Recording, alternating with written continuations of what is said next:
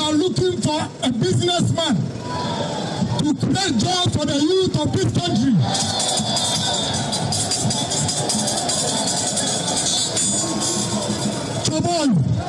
We are no more going to listen to rhetorics. We want somebody who can create businesses for the youth of this country. I always say that any human being without a job has no life. The NPP has a job to do in government. I shall win power and continue with that job. I shall focus on jobs, food security, and infrastructure. For security, you know that's my turf.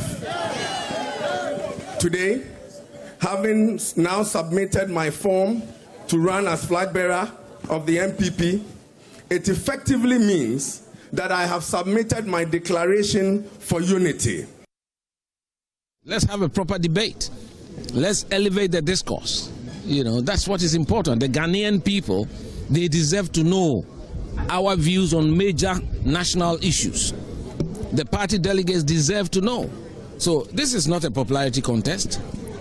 You understand? So they need to test our views on major issues. I am offering myself to be elected as flag bearer because I believe we owe a duty to this party to give her a choice to put forward the most prepared candidate for the 2028 election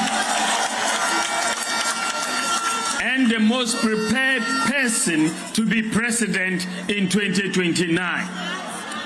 In the last 16 years, I've had the privilege of joining each and every constituency at least 5 times to work hard on the ground and campaign and work for the NPP.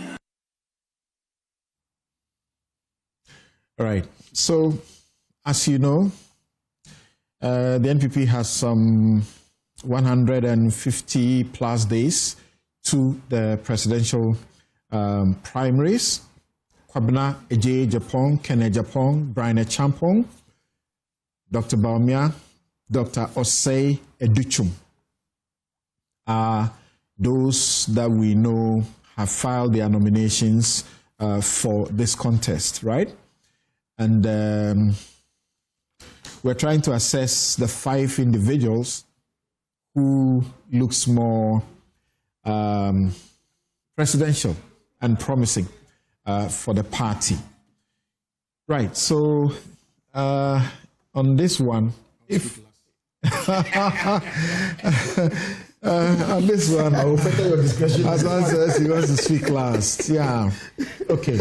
So maybe we begin with you, Suleimana. Well, Samson, I think it's a very interesting contest. Of course, as a country, we do have 2 main political parties, the NPP and the NDC. At this stage, I think we're literally running a 2-party democracy. And so it is important that at every stage, we do have people who can be a good material for our presidency. And so as the NPP is going into the primaries, I think it is not just about electing a flag bearer for the party. It is also about electing who potentially can become president of our nation. And so it's not just looking at the possibility of winning the primaries or the flag bearership race, but it's also about the possibility of winning to become president of our republic. These are fantastic 5 men. I think that they each have some unique qualifications. Constitutionally, they are all qualified. It comes down to maybe assessing them on their own personal track records and all of that.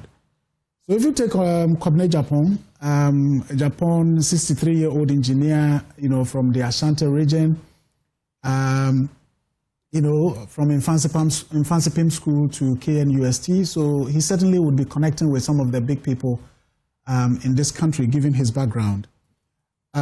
He is certainly a true party person, and I believe that if you want to look at the track record of involvement within party activities, perhaps Kwabena is ahead of all of them. Even though Dr. Bawumia has run as running mate for a number of times, you look at Kwabena's record in terms of his campaign involvement in the Adubuahin times, all the way through to President Kufuor, to President Akufo-Addo. He served as, presidential press secretary. That should give him some indication about the intricacies of the workings of the presidency. I think that many see him as a straight talker and a doer. He's played leadership role in the party, one-time general secretary, even though I think that he was unfairly removed at the time. The other thing that goes for him is that because he hasn't held ministerial roles and all of that, I think he skips that burden of, the corruption issues that often will come with having played a ministerial role or something like that. And he's been contesting for this position since 2007. So he's given an indication that this is a position that he has an eye for a long time now. And certainly he's a good communicator. Except he doesn't have money. Yes, of course, except he doesn't have money. I think that is one of the downside of him, that he's not as endowed as the other contenders. And then, of course, he doesn't have ministerial or parliamentary experience. So when it comes to real governance, we can say that he doesn't have that experience. And it's difficult to know what is his base within the party. I know he's from the Ashanti region. I don't even know which constituency in the Ashanti region he comes from. So what is his base in the party? I think that is a difficult one. And I think at this stage, he's not known to be backed by any of the big wigs in the party. I think the only person that I've seen speak who is publicly known is, I think, Ofosu Asamoah, the former, former candidate and former Fair Wages and Salaries. For the 2 times he has contested, contested this slot, he couldn't manage 1%. Yes, absolutely. That is true. But that doesn't still take away the fact that in terms of name recognition, having put himself up there and being in the race, at least in terms of name recognition, being known by the party people, you can't take that away. You think he would do better if he had money? Well, I think people see him as a very, very viable candidate. There are so many people who think that he would have been a better running mate to Dr. Bawumia in the 2024 elections, for example. So maybe he should have been a minister in one of the regimes. Because when you become minister, he could have made money. He could have set up businesses. So you don't say that. He could have set up businesses, and then he would have become. He would have had money. Yeah. Well, some are very rich. We know some who had nothing. Yes. And got into their position, and then the next time they had such a war chest. Yeah, but that could also come with a risk of having a problem with a corruption scandal following you. That becomes a negative for you. But that takes me to Honorable Kwabena Agyepong, who is 65 now from Ascendon Pim, and he's always touted his village, and he has 24 years parliamentary experience, and that's very significant, even if he hasn't held a ministerial role before. To be in parliament for 24 years is quite significant. Chaired committees, served as ranking on a number of committees. And he held the constituency down literally with his own purse. Yes. And in terms of what goes for him, in terms of the positives for Kwabena Agyepong, I would say that he has the name recognition. I think in Ghana, a lot of people, any politically active person would have heard about him. The other thing is that he is recognized in the party as somebody who has made significant contributions, financially, campaign-wise, and all of that, even though now there are questions about how he puts that out, and people saying that you overflaunt your contributions to the party. But there was a time when people would tell you that, hey, without Ken's support, the party is going to suffer. So I think that is something that they don't only say he overflaunts it.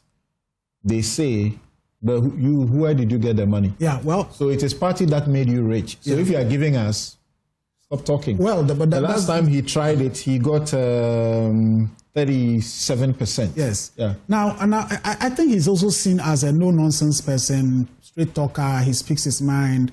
And we are at a point in this country where, especially among the youth, they feel we need discipline in society. We need somebody who can bulldoze his way through. You know, people would say, oh, that is what Trump and the other right-wing leaders in some countries use to catapult themselves into power. People talk about where he made his money, but I don't think anyone has said Ken is corrupt. He did this or he did that. There are question marks about, okay, how did he make his money and all of that, but he doesn't have that baggage. He seemed to be a self-made person, and I think he has a strong point when he says, I employ 9,000 people as an individual. And so when I say I'll create jobs, I mean it because I know how to do it. Those who say they'll create jobs, how many jobs have they created? I think that is a very strong point. And then he has a media group that is not too weak. And I believe that in a campaign like this, the media certainly would be helping, and he speaks quite well. I think on the downside, his past behaviors of reckless talk is something that will continue to haunt him. I don't know whether in those times he never contemplated one day wanting to seek to become president, but he got himself involved in certain debates and certain actions that I think that were not positive. NPP for Jimmy, and all of that, getting into debate with some social media folks and direct insults and all of that. I think people would say that he would have temperament and emotional intelligence issues, even though over the period since he put himself up, I think there has been some changes in the way he manages himself. And he may not also be having the overwhelming influence in the central region now as he used to have. I think those days, Ken was like a kingmaker in the central region. And that's no longer the situation. In terms of who backs him, at this stage, I think I only know of Honorable Sticker from Ishaeso, and then I think Honorable Kwaku is also backing him. So he also doesn't have that much big names backing him. Bryan, 52 now, so very let's say backing him publicly. You may not know those who back him but don't want to show face. Exactly. Right. You go to Bryan. Yeah, so Bryan, 52, so amongst them, the youngest, very youthful, well endowed. Very wealthy. Yes, very wealthy. 9 years parliamentary experience now. He did Achimota Primary, went to Presec, US trained, now has PhD from Legon. So in terms of schoolmates and others, I think he would have big guys. He's pursuing another PhD or so somewhere. Right, big guys out there. So as you said, his main strength, I think, is his purse, the size of his purse. I think he's quite well endowed from his IT businesses. He has organizational abilities. Oh, of course. He's able to single-handedly bring a whole region to bear to the party's And that's fortunes. That's the point I was going to make in terms of the strength he has in the eastern region. I think he is now what Ken used to be in the central region, in terms of being seen as the eastern regional, kingmaker, which is a strong point for him. Strong academic qualification, youthful. At some point, he is perceived to be an Akufo-Addo backer, as having the support of President Akufo-Addo. Whether that will be a strength or otherwise, we are yet to see, but people perceive him to be. But on the downside, I think he has a negative profile when it comes to his security, the way he gets himself involved in security matters. I mean, if you remember, Justice Short's commission's report recommended that he should be reprimanded for being the ultimate, carrying the ultimate responsibility of what happened at Ayawaso, West Wogon. I don't think that was a positive thing for him. And then, of course, his attempt to buy the state property raises a big question. Do you want somebody like this to become your president? What happens if he becomes president, where he can single-handedly decide what he wants to do in a country where the president is so powerful? So I think that is something that would be a big blow.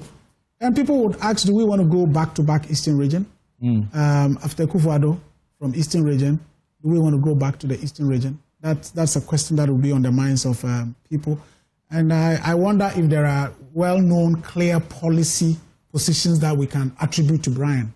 That Bryan is known for this or for that in terms of policy. Yeah, he's advancing them if you listen to him. And I asked him if he was pitching to become the most unavoidable person to become vice presidential running mates. Okay. And he said, never. I'm going for the real thing. Yeah, so I think, as I said, they are all qualified. He has his positives, and I think there are other sides that we have to look. Yaw Adutwum, who is also not fairly old, 61 now, from Jache in the Bosumtwi district in Ashanti. So he comes from, let's say, the hotbed of the political party. He is fairly, known for his educational administrative capabilities, having been trained in the U.S. as an educationist, administered a number of schools, founded a school there, and of course has the experience of being a minister, deputy minister and a minister, and now he is in his 9th year as an MP. When they lost elections, I said that if there was one person that Mahama would want to use from the NPP, it should be him for the education ministry. Well, I have a different view, though. I think for his positives is essentially the fact that he comes from the biggest region in terms of support base for the NPP, which is quite good. He's a hands-on leader. Maybe we would talk about. And he appears to have great ideas. He decided that in his constituency, he's going to nurture doctors and engineers, a certain number of them, and he started it, and it's working. He's just producing them. That's fantastic, Samson. But I think you heard that when my good friend Honorable Murtala passed away, there were about over 40 students in medical school that he was paying for. Perhaps it's better what you know that what others are doing. And of course, he's been a former minister, as I said. But I think Adutwum was celebrated as deputy minister and was disappointing when he became minister of education. And that's evident in a number of ways in terms of how the free SHS policy was being run. I think there was a whole euphoria. So people did not get the opportunity to look into the details of what was happening within the system. And if you got the opportunity to know what was happening in the system, you realize that things were not going so well. Okay. So in terms of name recognition, it's not as much as others. As I said, popular as deputy minister, but disappointing as substantive minister. How many have you discussed so far? After this is to Honorable Dr. Bawumia. Okay. And then, of course, right now, as you may know, Dr. Adutwum is under investigations for a number of issues over his leadership at the Ministry of Education. National Security, I think, is investigating a number of things: free Wi-Fi contract, the mass set issues, the one student, one computer issue, and all of that. They've made that public? It's ongoing. Oh, okay. I mean, this is not a secret. Okay. I think there are a number of things that are ongoing. The last time I was here, I was with Agyapong, who said he's representing him as a lawyer on was that not Napo? He had gone to represent Napo or somebody. I have to check that, but I know that there are certain issues that are also being investigated under the tenure of Mr. Adutwum, and that's my position on Honorable Adutwum. And the last person is Bawumia, also not too old, just 62 now. As we know, economist from Walwale, served as a former deputy governor of the Bank of Ghana, running mates, for 3 times. On the 3rd occasion, becoming the vice president for 8 years. UK trained, Canada trained, and so certainly he has good contacts. In terms of secondary school, I think it's Tamale Secondary School, so he's also, she should have some connections there. Yes, among the candidates, obviously he's the most marketed and well known across the country. Experienced in governance, having served as vice president for 8 years, seemed to be quite smart and articulate. There's no question about that. And then I think that he falls in line with what is historical. Apart from Rawlings, nobody has become president without contesting for a number of times. Whether it is President Kufuor did 96 before winning 2000, John Mills did 2000, 2004 before winning 2008, Akufo-Addo did 2012 before winning 2016, and John Mahama, of course, was vice president, but even so had to do in 2012, 2016, 2020 before winning in 2024. And Bawumia has that as well. And of course, people would say maybe it shouldn't come up, but among the five is you have Kwabena Agyepong, Adutwum coming from the same region, Ken Agyapong from a different region, and he also comes from, let me say the northeast region, but you can say from the north. I think on the downside of Bawumia is, first of all, the performance of the last election. And I think that is two things. One is, for me, the very terrible performance of the Akufo-Addo regime. I think that it was, in my view, one of the worst since I became politically active. That's a question I asked. Was that election outcome a verdict on the administration or of Bawumia? Is there a candidate that the NPP could have put up that would have won 2024? I think that, so I said two things. One is that, as I said, the Akufo-Addo regime was a very terrible regime, very corrupt. I'm sorry, my friend is here, as deputy. He will take his stand. Don't invite him. Don't invite him. He'll take his stand. If he wants me to prove, I'll prove with instances at his own ministry where he served as deputy. When I say, the regime was very corrupt, and on all fronts, I don't think that it was good. That was one downside for Bawumia. The other downside for him, personally, was that, he had said a lot of things. He had made a lot of pronouncements, and then when he became candidate, many of it were used against him. Economic management team leader, and then how he, the best economic management team, Honorable Yaw Adutwum, Then you are the manager of the economy, or you are an economist. And one of the lowest points for the government was the economy. Haircuts, the bonds that have been taken, so that brings me back to my question. I want, and at the end, I'm asking all of you to say something about that.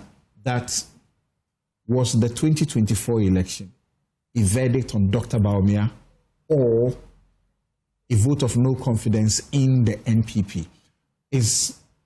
Can you look into the circumstance and say the NPP could have presented someone else who would have won that election? I don't think that the NPP stood a chance of winning that election with anyone, because first of all, this 8-year thing, it was up.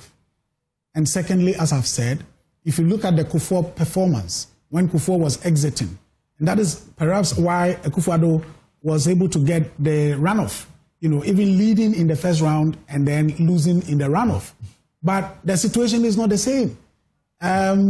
Governance was at the lowest ebb, the economy was in dire straits, and people were fed up. A president who was not listening, and so on and so forth. But I said that we cannot just blame everything also on the performance of the president and the government. And of course, the other thing is that it's difficult to extricate himself from what you call the Akufo-Addo performance, because he was vice president. If he was minister, that would be different. But he was vice president, the second most powerful person in the country. So he was part of it. So we cannot take that out. And maybe to finish off, I think many friends in the NPP had the hope that one of the strongest points for Dr. Bawumia was the fact that he was going to battle it out with John Mahama in the north. The south, the NPP is very strong. So if you have somebody who is proven to be strong in the north, then that was going to be very good. Unfortunately, again, even in the north, the performance wasn't good. If you look at the presidential, there was a difference of over 700,000 between John Mahama and Dr. Bawumia. You look at parliamentary, out of 57 seats, the NPP got only 10. So certainly... Who's your money on going into the primaries, if you would stick your neck out? Maybe I shouldn't, also because of what I do, so that the next time I'm saying something, someone says, oh, he already said this or that. Out of the 5, the lot, is it obvious for you that it is between 2 persons or 3? Who would they be? Look, to be honest, I think that if you ask me, I would say Dr. Bawumia is going to win. Because, look, party executives, appointees, 80% of parliamentarians, former DCEs, former candidates, and so on, have all indicated openly that they are for Bawumia. So if if one is to base on those things, you would say Bawumia certainly is going to win. But Ken can also spring up a surprise. And Bryan with his money, 2 weeks ago I hear he camped all former parliamentary candidates at his hotel in the Kwewu area, and that's where he keeps the delegates, engages with them and all of that. And money can do quite a lot. As I said, he's quite youthful. Yeah, so and all of that. So age also goes for exactly, him. All right, exactly. Thank you. And gentlemen, don't ask me to give you the same time as Sulemana. Except me. It is because of the way he went about it that I decided that we should hear him deal with all the candidates. So it's fair. Yes, so let's have you also. Yes, of course. Rashid Tanko. You see, NPP, they are not learning from their past mistakes. These 5 candidates, 4 of them, their eye is not on the 2028. Their eye is fixed on 2032. And I'll give you reasons why. They already have an established candidate. The group that sat at Alisa Hotel and drew this strategy, top-down approach, that we are going to elect presidential candidate first before we now think of reorganizing the party, knew what they were doing. Because they already have an established album, which was designed purposely for Alhaji Bawumia. That established album is there. So Ken raised issues about it long since. So that group, the Alisa Hotel group, knew what they were doing. You mean National Council? But that's where they met. That's not a group. It's an organ of the party, National Council. And I'm saying that per your constitution, council, you know it. What you are trying to do, you are rewriting the whole political landscape of Ghana, the way we organize our elections, top down. Nobody has done it before, 1992 up to now. We've done it. You said they are looking for into 2032. Who are these? The 4 others. Because they know this election that they are going for January, none of them is going to beat the established candidate. But if they don't come out and market themselves now, because they know the 2028 NPP will lose again. They will lose massively. Because the NDC is well prepared. Look, this body camera strategy, they don't know the meaning, and we are not going to tell them. My boss handed it to me before he left. We will beat them hands down again in 2028. And they will not understand how we beat them in 2024. Up to now, they still don't understand. And that strategy is still there. They understand. The economy was battered. It wasn't only the economy. Ghanaians were angry. People had lost their pension money. Good. Look, there are other things. There are other things with body cam. And Ghanaians are watching what you guys will do. All the promises you made. NPP told us, in the face of all this, that they were going to win the elections. I don't know what they were saying. That they would beat the NDC with a strategy. Their spokesman said it. That they were going to beat it with a strategy. And we said, well, let's wait and see. Now, I'm saying that 3 items came out in this their contest. 1, monocracy. Very dangerous to our political body. We thought we were crying foul about people spraying money and trying to elbow people who don't have those money bags to go into politics. And I'm sure because of monocracy, a lot of fine brains in the country don't want to go into politics because they don't have their money. Now imagine one of the candidates saying he can pay as much as $1,500 to each delegate. That's a lot of money. That's a lot of money. So you see that people will think that being a politician is a lucrative business. And therefore, as soon as you get into political power, you are good to go. That is a problem we are now fighting with. Monocracy. They are going to sprinkle money and spread it all over the place. In the NDC, you don't give money to delegates. In the NDC, we don't go that path. We are social democrats. Are you sure? No. You see, what was is the transportation thing that was... But they also call it transportation. You gave all of you call it transportation. 1,000 cities. You see, there's a difference between transporting people and just putting fat envelopes. That one is the difference. NPP go in for fat envelopes. You go in there and passing it in all currencies. so that even when they meet people, Dr. Hansen, even when they hold meetings with people in their own compound, in their own homes, they still give them transportation. You see, that's the issue of the monocracy. The second one is about ethnicity. It's not good for us in this country. Let's look at the candidates, what they are bringing on the table, not where they are coming from. No, it's not good. They've started, some of them have started attacking the established candidate, where he's coming from. He couldn't bring the votes because the people rejected. Is it the first time an established candidate like that in Ghana, from his background, was not voted? I can give you an example, several. We brought Professor Mills from Central Region, a very big political landscape. In 2000 election, he lost. In 2004, his people did not vote for him. His background, they didn't vote for him. 2004 election. I was then the director of election in Northern Sector. We didn't stop, but we repeated him in 2008. They voted massively for him. So let's stop this ethnicity thing and look at the strength of the person. Before, otherwise, the thing we are doing now, are we trying to say anybody coming up from the north cannot be a president in Ghana under NPP? This kind of thing that they are doing, they are making their party look unattractive to the northerners. These are the things we tell them, and then they will say that we are attacking them. And say, because when you begin like this internally and you are criticizing the man and saying that because of this, you say you are bringing voters from your north, you didn't bring them, and we did this, where I brought everybody in my region, you didn't bring everybody in your region. Eastern region, I can tell you, it was nearly 50-50 in Eastern region. 40,000 votes. You see, difference. It was nearly 50-50. So if somebody should use that one, I don't know, the NPP propaganda, they should come for consultation, we'll tell them. And they will understand how to counter some of these things they are doing there. It's not good for them. Then the last one is religion. Religion. We told them they refuse. 2024, we're in the forefront, hey, stop this religious thing that you are bringing. We are not fighting in Ghana. Religion is not an issue in this country.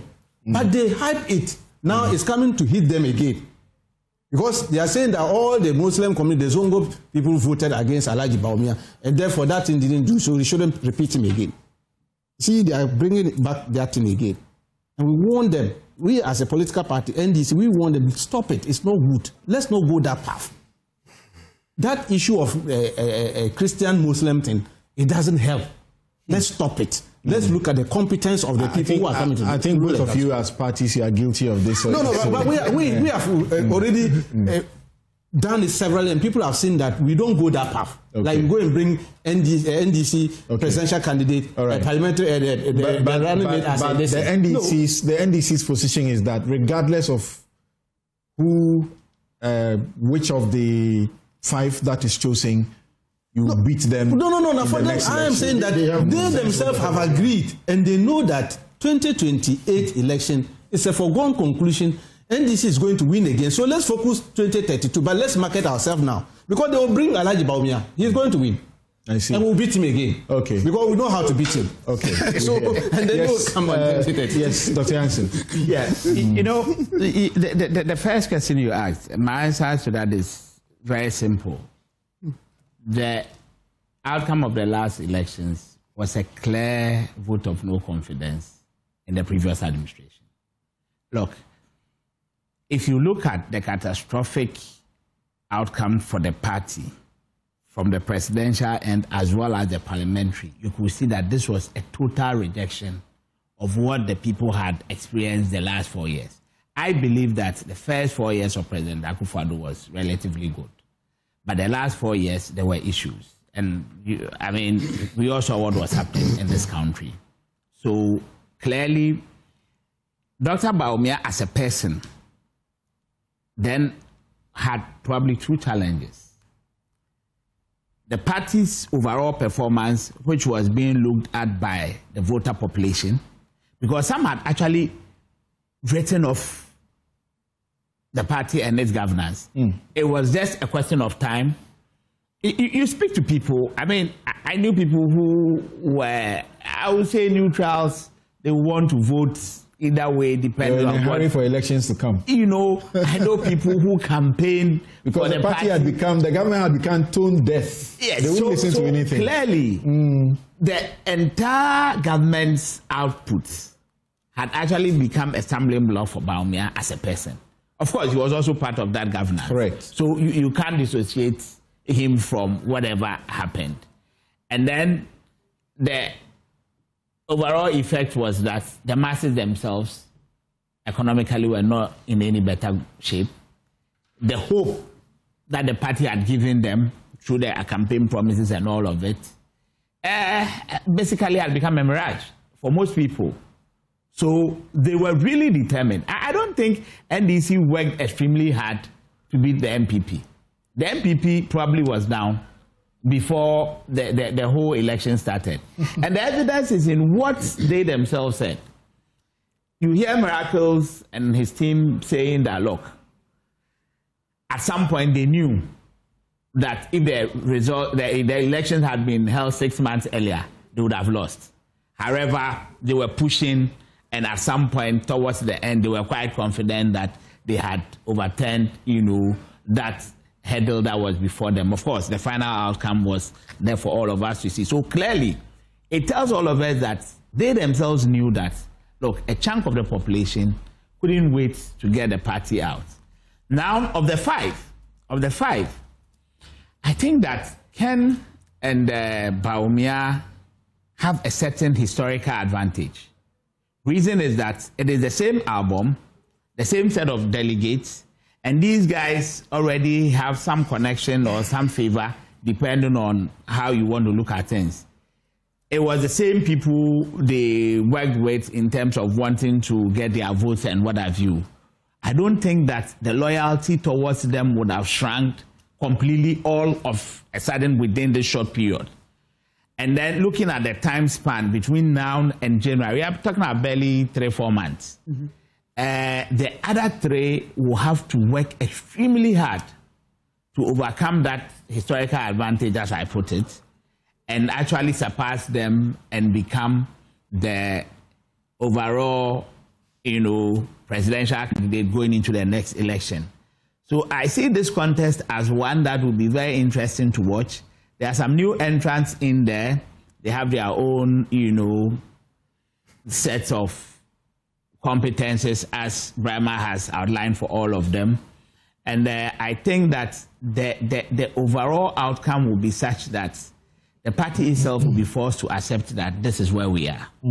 And once that happens, the rest will be up to them to see how far they can go and push for that candidate to become the president. Okay. Sule, so this is for your attention. The Adutwum campaign is saying that he's not under any investigation by any entity. The Masset issue was not under his tenure, and so they want a retraction for that incorrect reference. Well, as far as I know, there are issues with they talk about the Masset, but I wish they would add maybe the free Wi-Fi and all of that. I'll do checks, but in the event that it is not correct, I retract that and apologize. But if it turns out to be the case too, I would have to put it out. That was correct. Okay, that's why I actually asked you if it was public, because I hadn't heard about that yet. Okay, Hassan, you decided to carry a veto on this panel that you speak last. All right, so let's hear you. This is your party. Thank you. People say you are self-destructing. What you are doing now, you are just worsening your case going into the elections as you begin to pull each other down.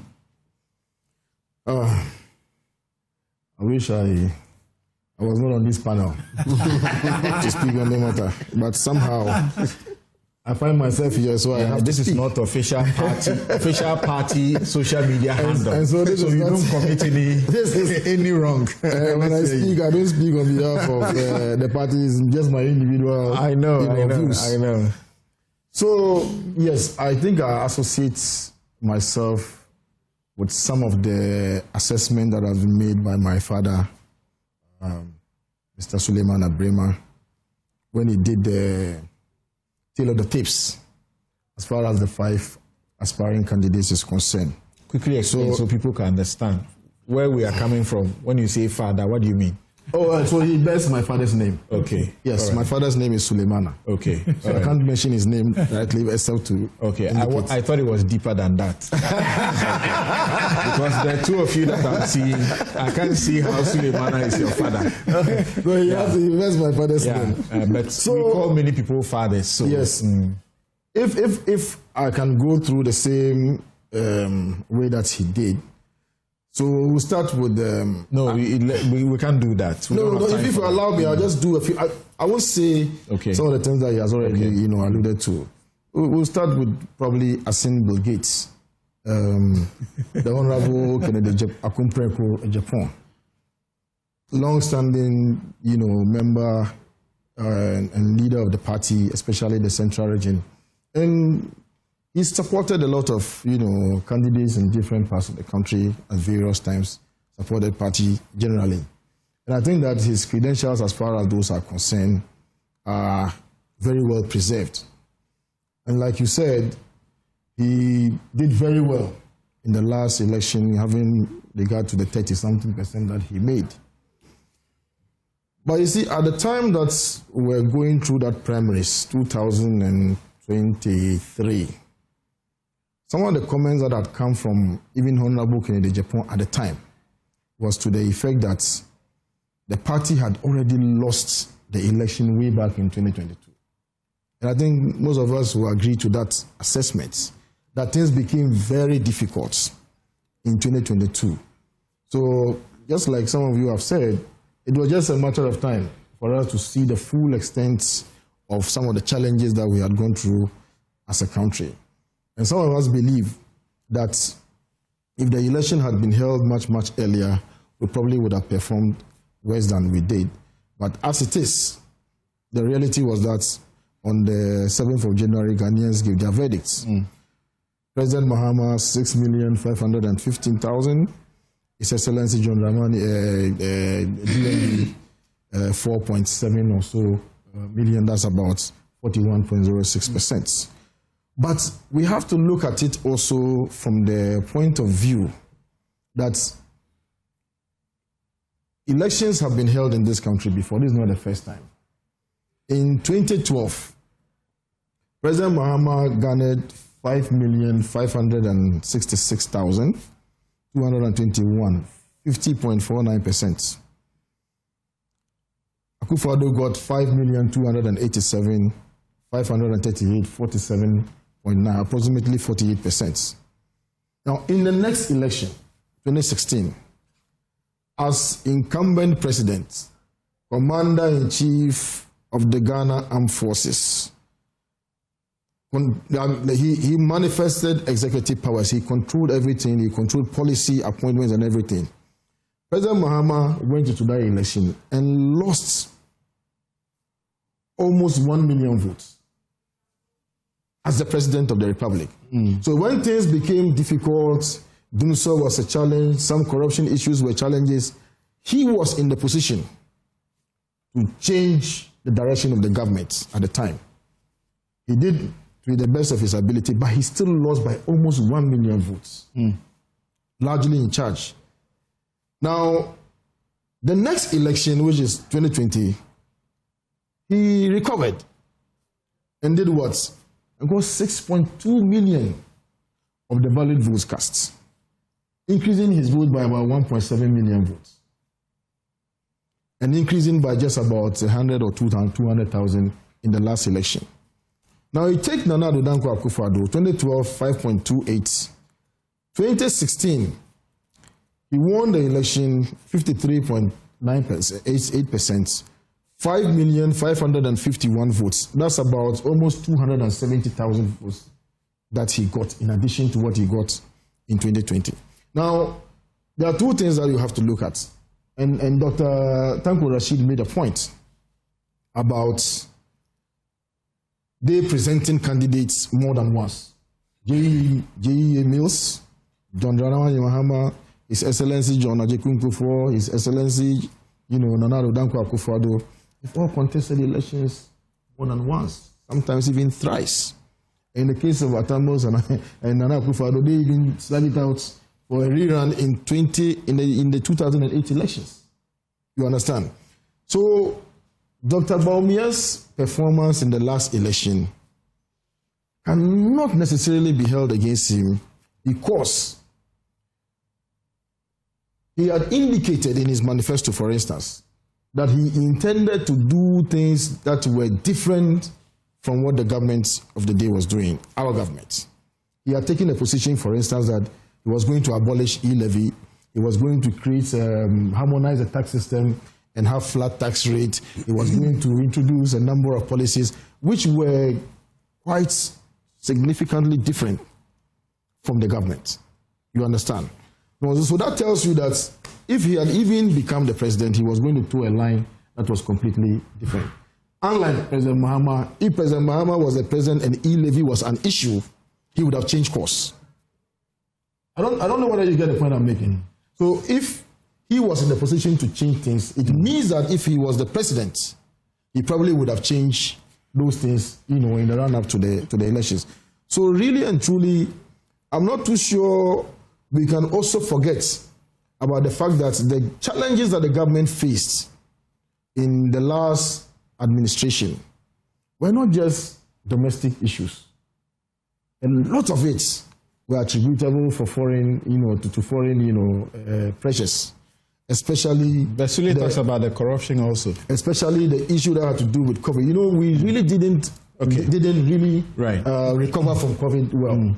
And then in the course of the recovery, we had a challenge with the Russia-Ukraine war. And we have been saying it, for instance, that look, that war had serious impact on the economy to the extent that even the efforts in Tamale and Kumasi were delayed because they couldn't even get some, parts that they needed to be produced from Germany. Germany said they didn't have gas, natural gas, to be able to produce. So it had serious implications, on the performance of the government. Yes, issues of corruption came up. The president did his very best, to address some of them. But of course, they were not good enough. Bawumia camp, right? Oh, there's no doubt about it. Okay. There's no doubt about that. But I do not. I'm told that you are very scared, and you'll be surprised who I'm going to say you are scared about. Bryan Acheampong. You see, Bryan is my personal friend. Okay?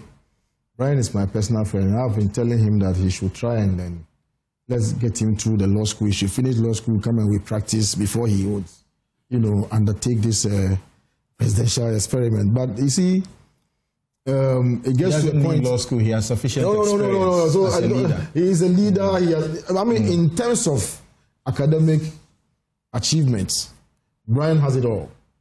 And one of the things that he has as one of his strengths is the fact that he doesn't stop learning. So it's a good attribute of a person. But the Bawumia camp believes that it is not his time yet. He should learn the ropes and then in good time. Because you see, the election in Ghana is not... Are you confirming what Tanko Computer is talking about? Exactly what they are just seeking to, show face for the next... I'm not in a position to confirm or deny what he's saying, but we know, for instance, that some people have gone into elections knowing very well that they will not even get 1% in this country. The likes of Dan Latte, his late Dan Latte, and so on and so forth. All these, with all due respect, some mushroom parties. But the likes of Bryan is not the type. No, Bryan is not in that category. But I believe very strongly that the support that Bryan gave to Dr. Mahamudu Bawumia makes it difficult for him to compete against Dr. Mahamudu Bawumia and succeed. Because, you see, Dr. Mahamudu Bawumia has been through the country over 5 times. There's no constituency that you go to and you will find Dr. Bawumia. We have heard him, he said those that. Places. Okay. He's gone to all these places, he has a name recognition. Almost, you go to, in fact, there are some places that some of these aspirants would go to the first time and they will not even know whether it's in the rainy season, this is the best time to go there, or this is the worst time to go there. There are those, it's a difficult question to ask you. It's a difficult question to ask you because you are with the Bawumia campaign. Otherwise, there are those who are suggesting that the party should rather look between Bryan and Adutwum. How? For the party's future. For the party's future. What would be the reason for that position? What would be the reason for that position? You see, the NPP party is a party that when it decides in a certain direction, it's difficult for anybody to change its mind. And it's not just a few people who sit down to decide. Nationally, and I've been to the last 2 weeks, I've been to Upper West, Upper East, Northeast, Northern region. We're going to Oti region, we're going to Bono East region. There is an overwhelming support on the ground because everybody believes that, look, if you bring a new candidate, we are now coming to market the person. Children don't even know the name of the next person that you are bringing to, but Dr. Mahamudu Bawumia almost everywhere. Anyway, so you see, but you see, there was issues in that Dr. Tanko Computer has raised about religion, and tribal politics. I think that Dr. Mahamudu Bawumia has said it time and again that we should cease and desist from that kind of political rhetoric. I think almost all the candidates are now saying that everybody should restrain and stop using intemperate language. It is not healthy. Hassan Tampoli is MP Wishengo and Deputy Ranking Member, Constitutional and Legal Affairs Committee of Parliament. For the party. Tanko Computer is Deputy National Director of Elections and IT, National Democratic Congress. Dr. Justice Yansin is lawyer and former General Secretary, Ghana Medical Association. Suleiman Ibrahima, Executive Director, Media Foundation for West Africa. The three of us sitting here, we sat in law school together. Right. We'll take a break. We'll be right back. And Dr. Yansin will help us to understand this particular assault report at the Ridge Hospital